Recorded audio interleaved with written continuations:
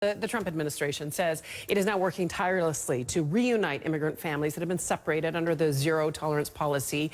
This does not look like it's going to happen, though. It doesn't look like they're going to meet court-ordered deadlines.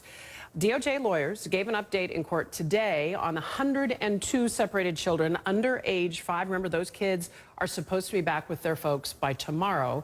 And by the 26th, all children should be reunited with their parents. Well, the government says 2 children under age 5 are already with their parents. Another 59 have parents in ICE custody. 54 of them will be reunited tomorrow. But for the remaining children, the government has yet to track down their families. Some of the parents have been deported already. Some of them have been released from custody. Others are in state or federal criminal custody. We want to talk to Carlos Garcia. He's an immigration attorney, and obviously he's been watching this all very, very closely. You heard the update from the government. What do you make of it, Carlos? Well, it just goes to show that they weren't prepared for when they started separating kids.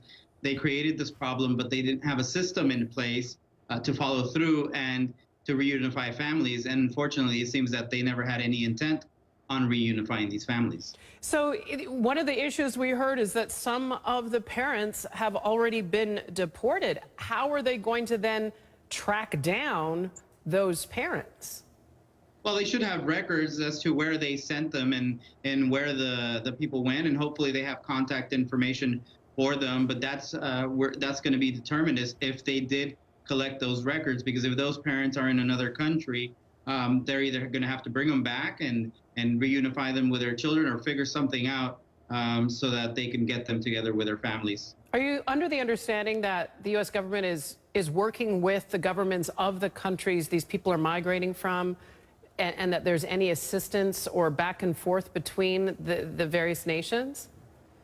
The government hasn't been very transparent, but based on my experience and history, is generally they do try to work with the government agencies from those other countries. And here it's obviously in the Northern Triangle, El Salvador, Guatemala, Honduras. And so hopefully they are in communication with them so that they can facilitate this process, because these children have been separated from their parents for quite a while. Far too long, far too long. And then we know the slightly older kiddos, I mean, they're still young people, and they need to be with their families. The deadline for them is to be back by the 26th. That's, you know, if they're struggling to meet today's deadline, tomorrow's deadline, how are you feeling about the 26th? Do you think it's likely they'll make that?